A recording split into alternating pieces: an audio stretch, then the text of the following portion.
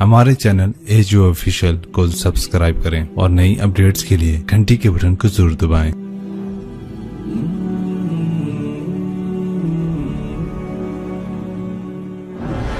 ایک صحابی ہے، یا رسول اللہ تنگی ہے رزق کی، کوئی وظیفہ بتائیں۔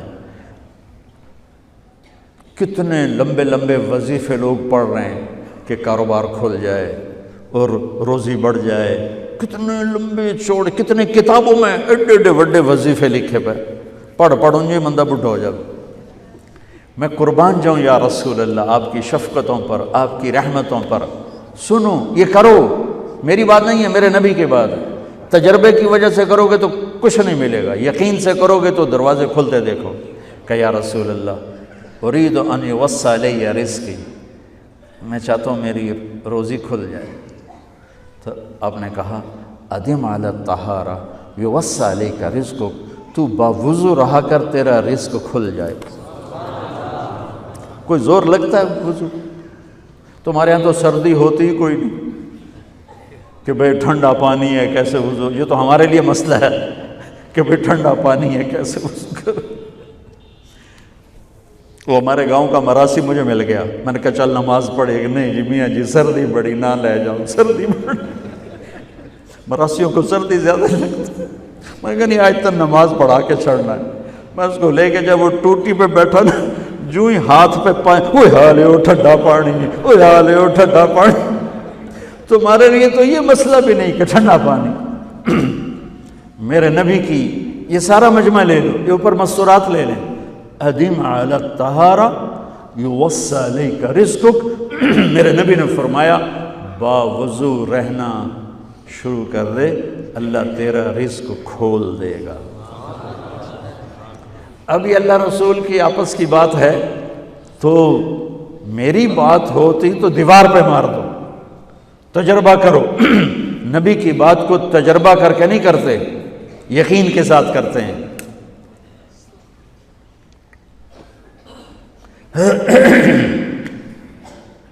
ادم علی الطہارہ یوسع علیک رزقک، باوضو رہا کر۔ اچھا باوضو رہنے کے اور فائدے، اللہ پیار کرتا ہے، شیطان ڈرتا ہے، اور وضو ہوگا تو نماز آپ ہی پڑھی جائے گی، چلو یار وضو ہے 4 فرض ہی پڑھ لو گی۔ ایک دفعہ شیطان آیا ہمارے نبی سے ملنے، تو آپ نے اس سے پوچھا تیرے دشمن کتنے؟ کہنے لگا 15۔ آپ نے فرمایا کون کون ہے؟ کہنے لگا پہلے تو تھوڑا ہی نمبر ہے، پہلا نمبر تو تھوڑے نال میرا لگو ہے۔ پھر کہنے لگا وہ مسلمان جو 24 گھنٹے باوضو رہتا ہے وہ میرا بڑا دشمن ہے۔ جو باوضو رہتا ہے اور باوضو سوتا ہے، ایک فرشتہ اس کے لیے بندگی کا ثواب لکھتا رہتا ہے۔ خیر واپس آتا ہوں، میرے نبی نے فرمایا 4 باتیں لے لو اور دنیا بھی تمہاری آخر، ساری PIA زندہ ہو جائے گی، ساری اکانومی زندہ ہو جائے گی، ساری معیشت زندہ ہو جائے گی۔ 5 بھی نہیں، ایک انگلی بھی آپ نے نیچے کر دی کہ یہ بس اتنی لے لو۔ حفظ و امانت، صدق حدیث، حسن خلیقت، عفت فی طعمت۔ کیا خوبصورت! ساری زندگی کسی کو دھوکہ نہ دینا، دیانت داری۔ میرے ملک کے ادارے کیوں ڈوب گئے؟ دیانت نکل گئی، کھوٹ آ گئی، دھوکہ آ گیا۔ میرے نبی نے کہا حفظ امانت، کبھی امانت میں خیانت نہ کرنا، صدق حدیث، کبھی جھوٹ نہ بولنا، ہمیشہ سچ بولنا۔ میرے نبی نے فرمایا میرا امتی ہر گناہ کر سکتا ہے، 2 نہیں کر سکتا، ایک جھوٹ کبھی نہیں بولے گا، ایک دھوکہ کبھی نہیں دے گا۔ میرے نبی کی 2 صفتیں ہائی لائٹ ہوئیں، صادق اور بولو کیا ہیں؟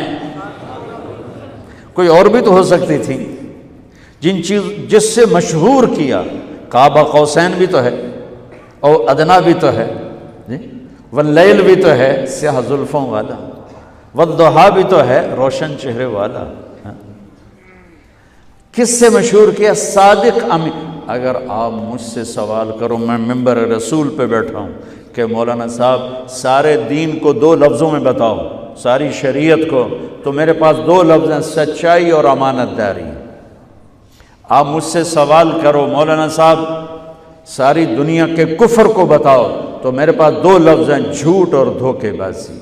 جھوٹ اور خیانت، پوری دنیا کا کفر ان کے اندر چھپا ہوا ہے. سچائی اور دیانتداری، پوری دنیا کا اسلام اس کے اندر چھپا ہوا ہے.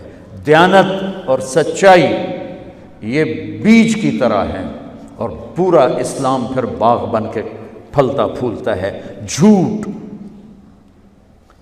اور دھوکہ یہ بھی بیج کی طرح ہے، پھر اس سے کفر کا جنگل کانٹوں بھرا جنم لیتا ہے. میرے معاشرے سے جھوٹ نکل جائے، دھوکہ نکل جائے، یہ پاکستان جنت کا ٹکڑا ہے.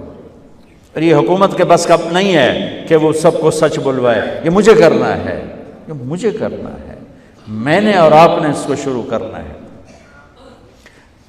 حضرت جریر بن عبداللہ یہ یمن کے شہزادے تھے، آخری حج پہ مسلمان ہوئے. اپنے نوکر سے فرمایا گھوڑا خرید کے لا، میں پیسے یہاں پیمنٹ کروں گا. وہ منڈی میں گیا، 300 روپے کا گھوڑا لے کر آیا.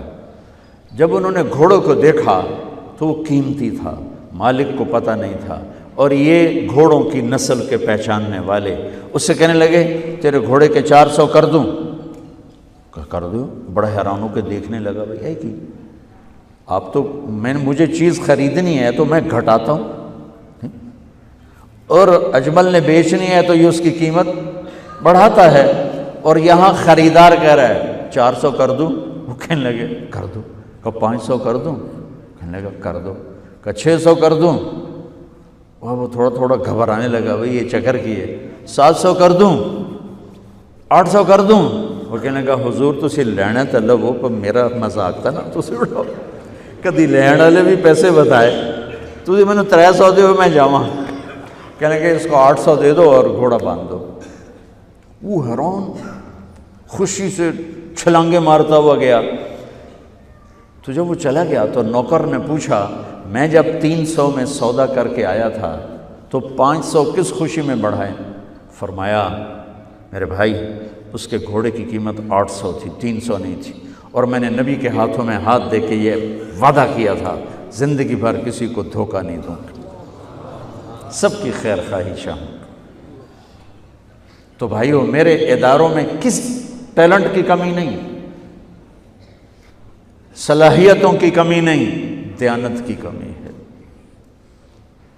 قوت عمل کی کمی نہیں، سچائی کی کمی ہے. حجاج بن یوسف ایک ظالم گورنر گزرا ہے، اس کے خلاف بغاوت ہوئی، وہ ناکام ہو گئی. تو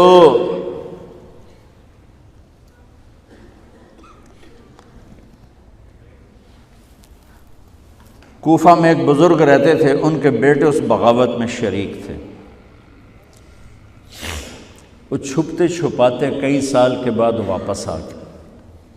ابن خراش ان کا نام تھا. ان کی سچائی مشہور تھی کہ ابن خراش جھوٹ نہیں بولتا. حجاج کو پتہ چل گیا CID سے کہ آ گئے، تو اس نے کہا آج ابن خراش کا امتحان ہوگا. اس کو کھانے پہ بلایا، عنوان ہی نہیں بنایا تفتیش کا، کھانے پہ بلایا اور کھانا شروع ہو گیا. باتوں باتوں میں کہتا ہے ابن خراش آپ کے بیٹے ہمارے خلاف لڑ کے بھاگ گئے تھے، کوئی پتہ ہے؟ تو ابن خراش ہنس پڑے، کہنے لگے حجاج زندگی موت تو اللہ کے ہاتھ میں ہے، گھر آئے بیٹھے.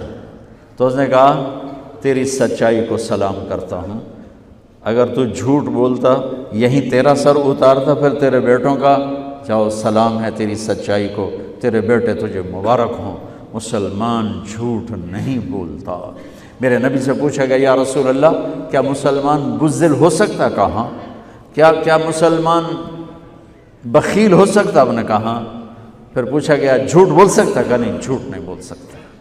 تو 2 باتیں حدیث پاک کی، صدق حدیث، حفظ امانت. یہ دو باتیں زندہ ہو جائیں تمہارے سارے ادارے زندہ ہو جائیں گے، ہم نقصان سے نکل کر نفع میں آ جائیں گے، نفع میں آ کر اوروں کو دینے والے بن جائیں گے۔